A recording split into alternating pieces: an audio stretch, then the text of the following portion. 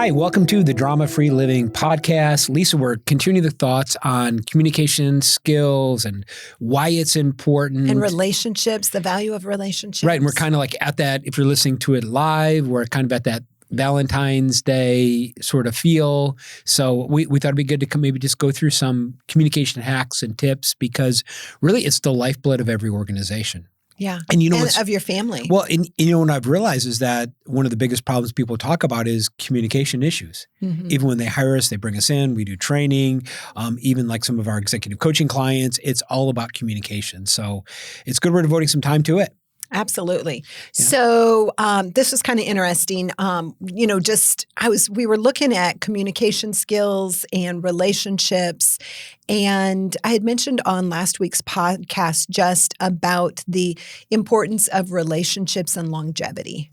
Yep. And that was just that was really just very, very fascinating. That there's the Harvard's 80 long year study, it's in the second generation now, generation study, and it revealed that the happiest, longest living people have thriving support systems and interconnected relationships. And I thought that was just really fascinating. So it's not a 5-year study or a 10-year study. Yeah. We're on the second generation here of studying So there's some validity, right? Because it really, like, having great relationships, professional relationships, personal relationships, is it really creates this emotional support system. Right. I think that's what people love about the Leadership Roundtable that we host every quarter, is they feel like, hey, I'm coming home. I'm not alone. I'm not alone. I'm flying in to meet my people, to hang out with my people. Yeah. This is my emotional support system. And they really sort of get revved up for another quarter. And I think it also kind of reduces stress, right? Yeah. I have some safe places to, hey, I just need to get this out of my head. Yeah. I need to get this out and get it out into the open. And nobody there has a dog in the fight. So it's a safe place for them to just kind of let it out. And then it really enhances resilience. Mm-hmm. And even I've seen, Lisa, I've been in groups like this, and it's really just helped me, be more resilient, sort of like, even though I have challenges and roadblocks, I've got this team of people kind of pushing me forward. And then at the end of the day, I think really great relationships, it mitigates loneliness. And we talked about last podcast that, it's only lonely at the top if you make it that way.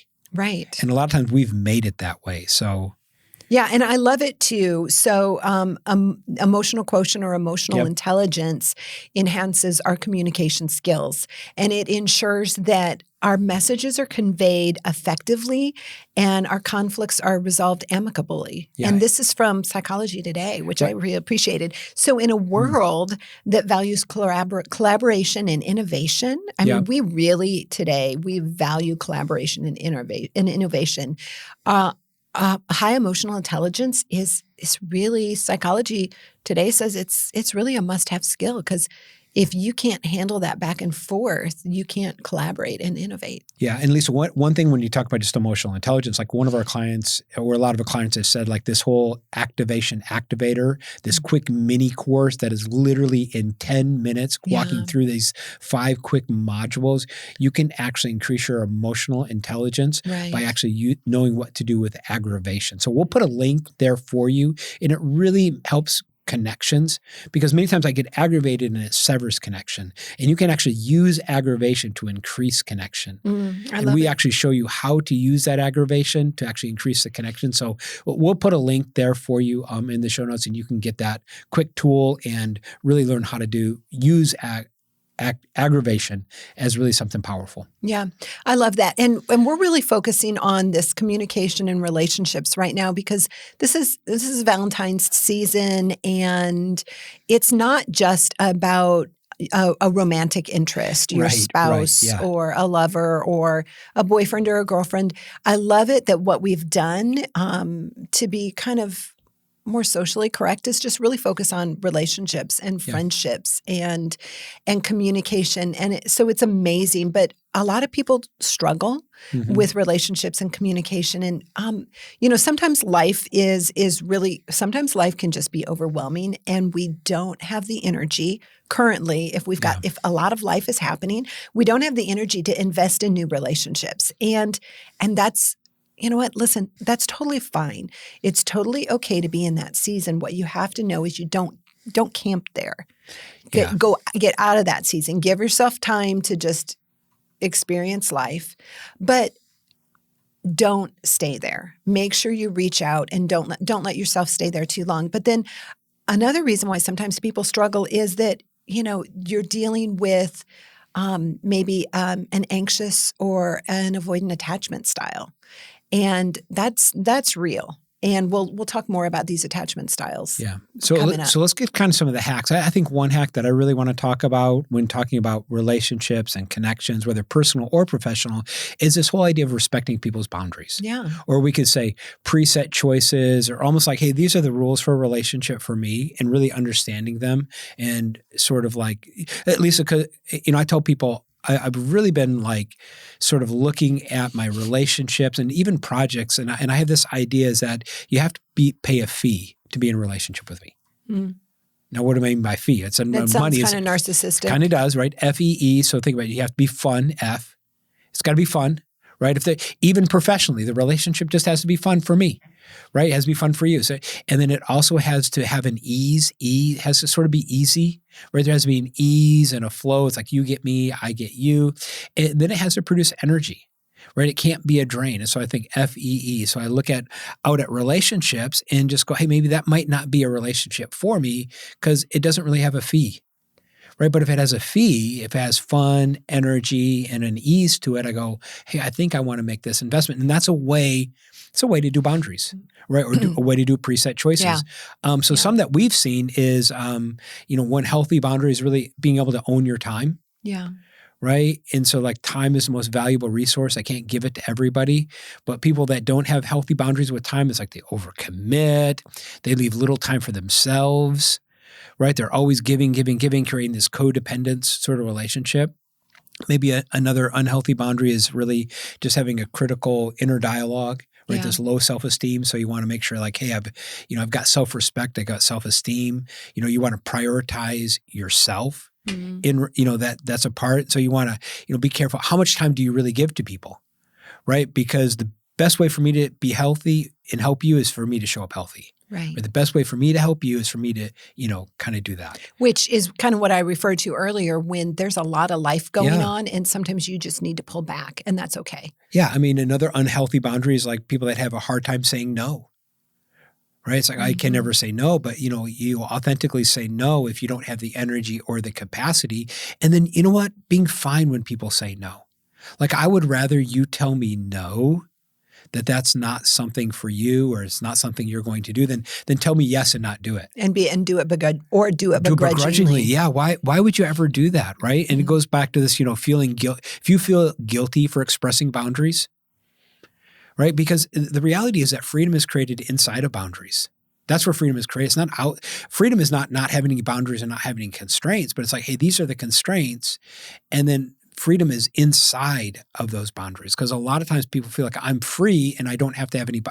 Boy, it's like the better boundaries, the more freedom you have. It's almost like, the better boundaries I have around my free time, right? The more rejuvenation I have, which is sometimes just so like almost counterintuitive to me. Another unhealthy boundary is you take on other people's problems as your own. Yeah, that's a big one. It is, right? It's like, hey, I'm working harder on your life than you're really willing to work on it. I'm really working harder on your job than you're willing to work on it. And realizing that like, your problems are your problems. Now I can be a support, I can give suggestions, but at the end of the day, you have to solve your own problems. Yeah. And just, and then really being able to communicate your needs and wants and prioritizing self-care, right? So this is what I need. This is what I want. Because all this drama happens. It typically is a tragic expression of an unmet need. And here's what's interesting, Lisa. It's like, when you put other people's needs and wants before your own and you end up rescuing them, do you realize that you end up doing things that you don't even like to do anyways? Mm-hmm. Or you're mad about doing it? Yeah. Right? It's like I stepped in because you weren't doing it, so now I have to do it and I don't like it and I'm mad about it, and I'm the one that kind of created this scenario. So really, I think the idea is really maybe take a look at your boundaries. Right? Take a look at and create something simple. Like I created FEE because it's simple.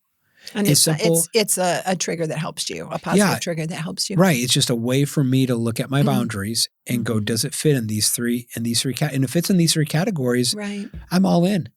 And it just makes choices easier. Like you call it preset choices. It makes these choices super easy when you're intentional and you've already thought about it. Right. So look at your boundaries. It's a great way to sort of create great relationships. Absolutely. So another strategy for connection is understanding attachment styles. Okay, so this is a hard thing. So just explain it to me. You've told me multiple times. Okay. So attachment styles Yeah. are patterns that are found in childhood, and they affect how we connect to other people. So it's almost like things that served you when you were younger maybe don't serve you today now while you're older. They kind of got you through the teenage years, but now you're 40, 50 years old. Could be. It depends on where you're at Okay. with the attachment styles. So All right. the attachment styles, basically, they shed light on why we often repeat the same relationship patterns and the same mistakes. Okay. So if you know somebody and they're always they always have this bad friend group or this whatever, or someone's always taking advantage of them,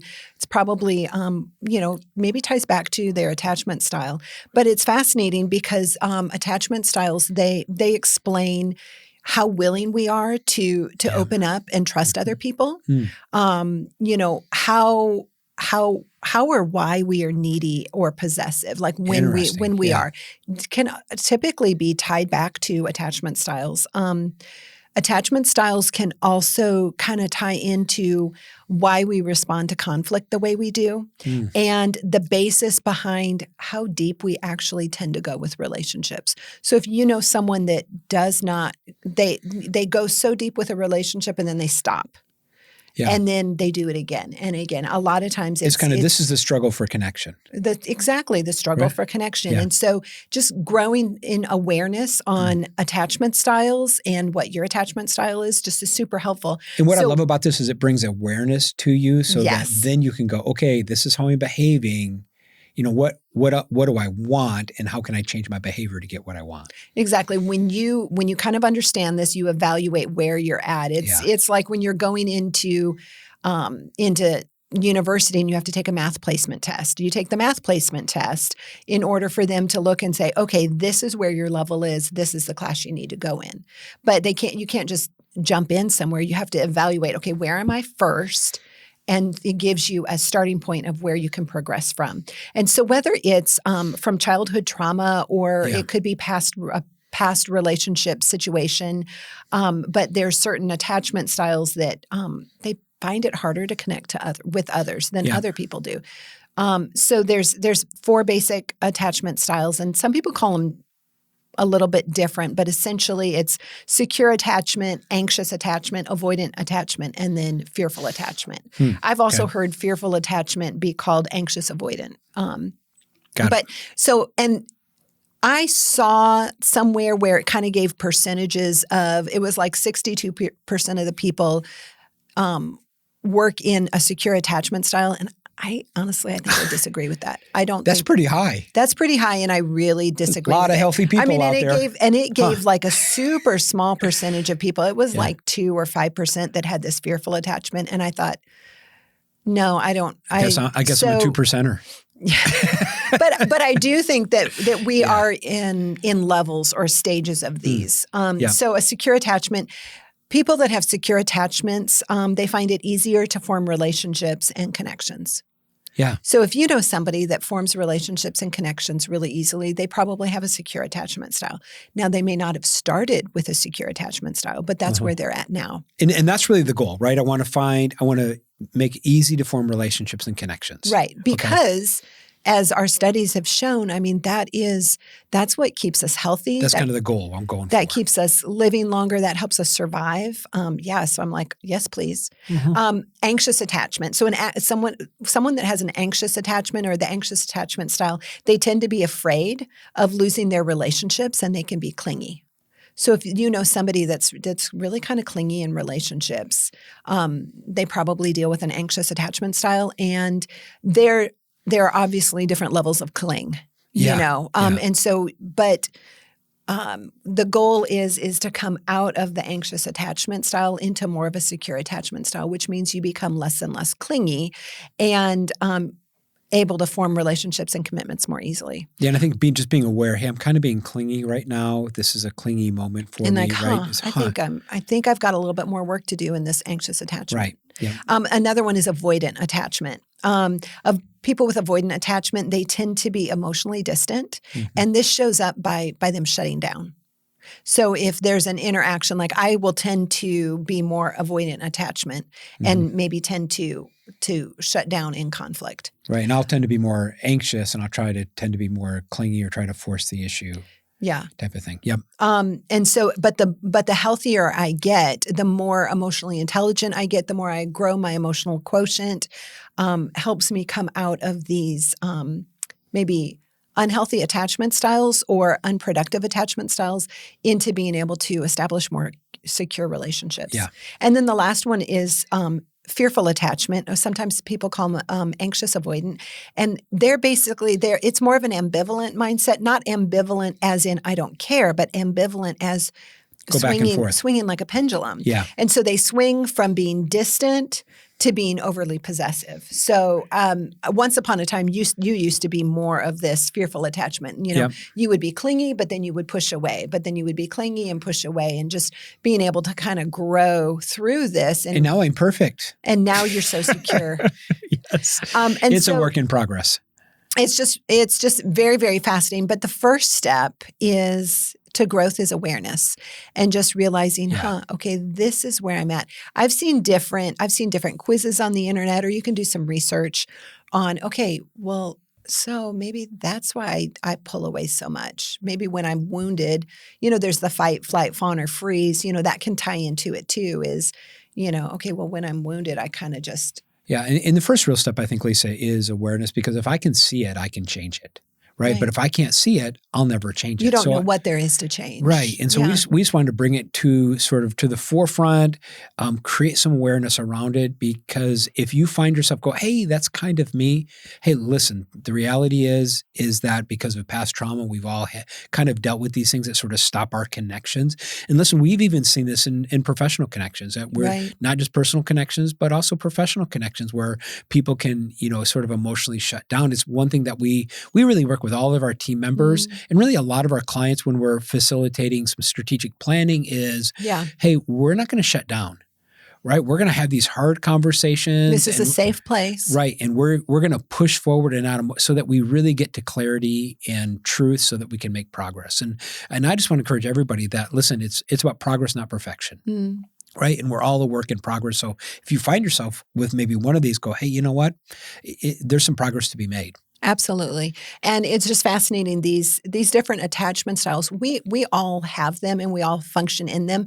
But something to know about this is, and learning about this is not just for awareness for yourself, but awareness with the relationships that you're in with people. So whether it's your spouse, it could be your kid, it could be your boss. But when you are aware, they're being kind of clingy, they must not, maybe they don't feel safe right now, or they're pushing me away. It's not about me. It's something that they're dealing with. I think that's the key thing, right? It's not about you. It's really saying more about them. And it gives me more grace, more patience, more empathy for someone else. If I see someone being clingy, or I see someone,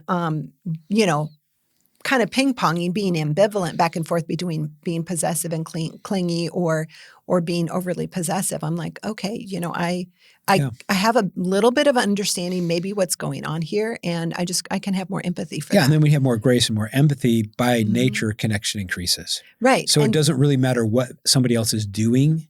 I can still create connection because I'm operating grace and empathy. I'm not taking it personal. Because that person still could be a great person, and you could still be in relationship with them, whether a friendship or professionally. I mean, we got married, and you probably very strongly had a fearful attachment, and I very strongly had an avoidant attachment. That didn't mean you weren't a great person. It was just where I was at the time. You were human. Right. You were human, and so it just gives us a little bit more understanding. I think sometimes the more awareness we have, the better understanding we can have, and the better relationships that we can develop. Yeah. So another way to kind of increase connection is really genuinely compliment, express gratitude, express appreciation. I love that. Go ahead. I'm ready.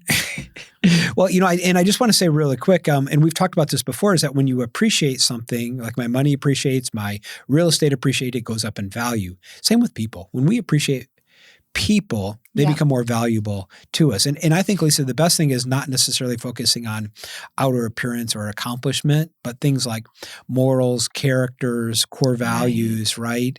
And one thing that I'm working on, and actually I haven't done it today, but I'm going to do it this morning, is every morning I've been trying to appreciate one person in my life. And I'll just send them a voice memo. Say, hey, Brad, I was thinking about you. I really appreciate your heart for your people. And, it really shows your care and concern, and it makes all the difference. Have a great day. Brad, if you're listening, Brad, if you're listening, totally that's for you. You know who you are. Right. And those of you that are part of our roundtable, you also know who we're talking about. Yeah. And so, it's just a way for him to be more valuable to me, but also just help him, and it increases the connection. So I think like random surprise texts, emails, phone calls, right? And it could be after somebody does something that impresses you or helps you with them. Or they could just come to mind. Yeah. And so just thinking through like, hey, just getting yourself into a habit. So what I've done is just every morning, it's something that I just do in the morning. I love that. Yeah. I remember you mentioning that you were going to try to establish that as a habit. And I think that's so valuable. Yeah. It's been fascinating just to hear, and not that you do it for the response, but it's such a need to be appreciated, and it really does deepen connection people have with you. Well, and my version of how I implement that is when I have someone that comes to mind, I'll shoot them off a text. Yeah. So whether it's my... That's why I got 100 texts yesterday from you. Is that right? Exactly. I thought so. So when somebody comes to mind, maybe it's a friend that's moved away and they come to mind, and I'll just shoot off a text and say, hey, I really appreciate how you still strive to keep our relationship connected, even though we're so far away from each other. And I really miss you, and I miss your vulnerability and your encouragement. Yeah, that awesome. was my friend Laura. I love it. Yeah, that's what I was thinking of. So Laura, I was thinking of you. There you go. Connect to the future. That's a tip. Connect to the future. So this is fascinating. So there was a study in Norway, and it showed that prospection, which that was a new word for me, prospection. What does that mean? Anticipation and thinking about the future. Ooh, prospection. Okay. Prospection, yeah. So that's your SAT word of the day. Thank you. Makes life more exciting and makes life feel more meaningful. So because you're always working towards something. Yeah, you're just looking forward to something in the future. It's why I prefer not having a surprise party or not having a surprise. Mm-hmm. I would rather it's coming. I would rather have the anticipation of the event coming up, because if you're planning something that's a surprise, everyone else is all anticipating the event coming up, but the person that it's the center and who it's for doesn't get that same anticipation. Wow. That's pretty deep. And I feel kind of sad about that. Wow. That's pretty deep. Yeah. You can surprise me though. Yes, you like surprises, but I can.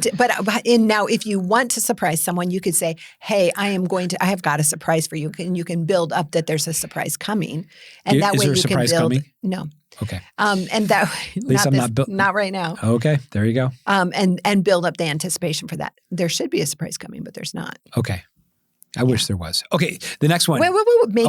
Making future plans signifies that you want to invest in someone else. Oh, that's really good. And it brings more safety to be vulnerable, because the other person knows that you're going to be around in the future, that they're actually going to see you again. And so they feel safe to be vulnerable because they know this connection is continuing. Yeah, because we've even seen this, people that are leaving organizations, there tends to be sort of like that shutdown. It's like, okay, well, they're leaving. Hey, they're retiring. They're right. It's like, hey, they're not a part of the future. So there is a piece of like shutting down. That's really good. Yeah. Yeah. Another hack is really learning to show compassion and empathy. Yeah. Right. Really understanding other people's life story. Yeah. Right. And so I think, Lisa, one thing that I'm working on is really like this we language instead of I language, and really, showing up as a team and showing up as a group.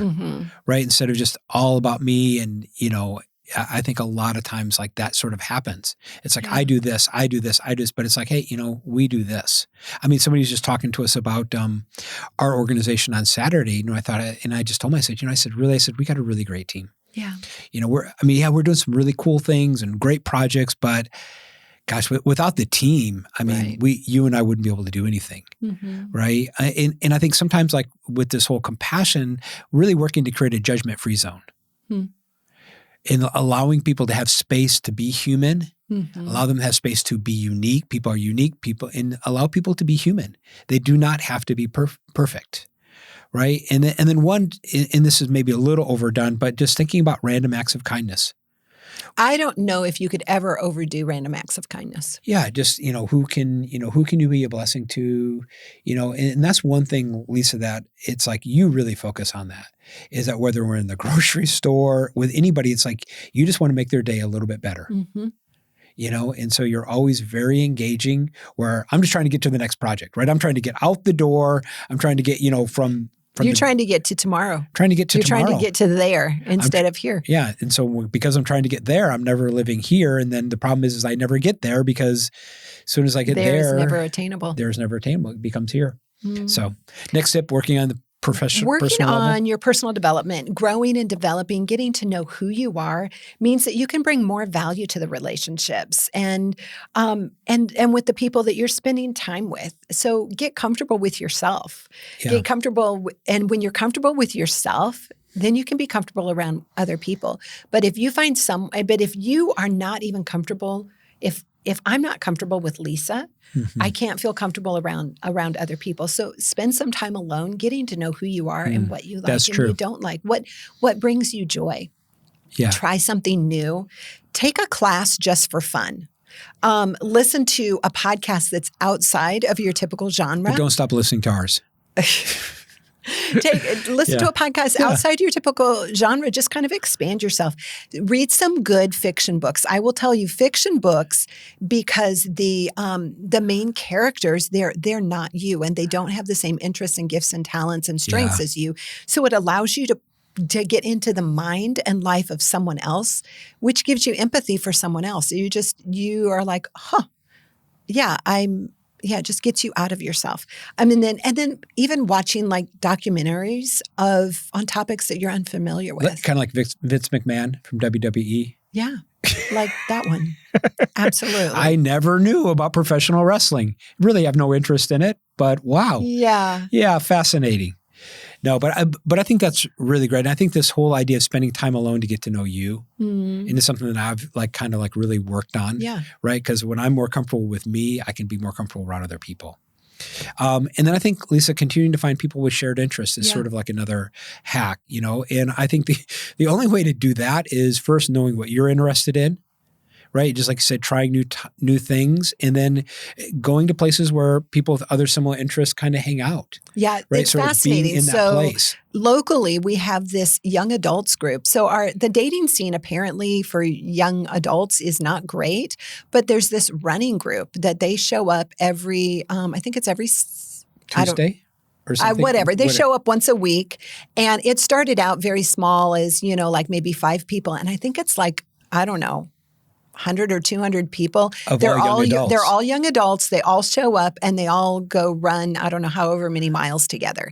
And it's just, it's a shared interest. And some of the people go and they didn't have an interest in running before, but they just had an interest in connection. And so I thought that was interesting. Just kind of cool. Yeah. So you got some conversation starters, and then conversation starters. Today. So if you're in a situation, maybe you're at a party or you're at a coffee shop and you're sitting and you're talking with someone and you're like, "Hey, how's your day? Great. How's your day? What, what are you doing here?" or whatever, right? Well, and then it's all of a sudden the conversation stops. There's a lull, and it's like, okay, what do I do now? Yeah. Pull out a repertoire of conversation starters, just these simple little questions. And if you've got one at your ready, just have 1 or 2 at your ready that you can always ask, because then it can kind of drive a little bit more of a deeper engagement. So things like, hey, if you could travel anywhere in the world, where would you go? Or what's been the highlight of your week? That's a pretty benign one. Yeah, it's a what's good your one. favorite movie, or what's the best movie you've seen lately? That's one of my favorites. It's like, have you seen any good movies on Netflix lately? I always ask my daughter that because she's got great movies. This is a little deeper. What's a random little known fact about you? Or, hey, what makes you feel most alive? What's your idea of a perfect day? Some of these are very obvious conversation starters, and some of these are just, you can kind of slip them in.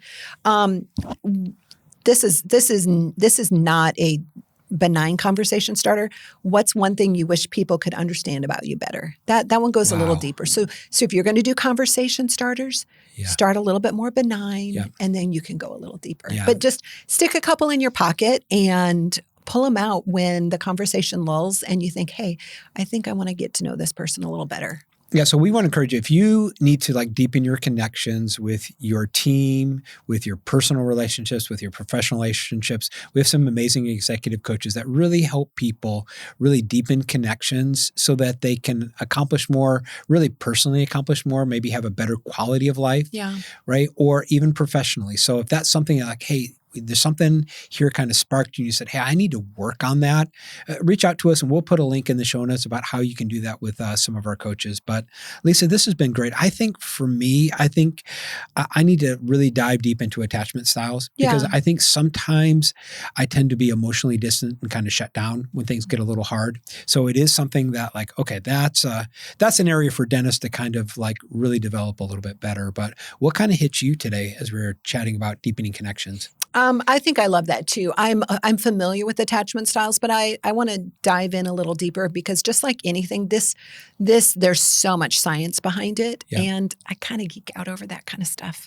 Because it brings me more awareness, but also it allows me to have a conversation with someone else and just have a better understanding. Things maybe they're not telling me, but things that I just know because of the knowledge base and the things that I've studied. Yeah. And Lisa, just kind of hit me. I mean, we have a lot of just workshops around connection and how to create connection with teams and people and, even personal relationships. So reach out to us. Lisa and I have done quite a few workshops over the last couple of years, and it's just been fascinating to just see the different type of people we've been able to help. So thanks for joining us, and we'll see you next time on the Drama Free Living podcast.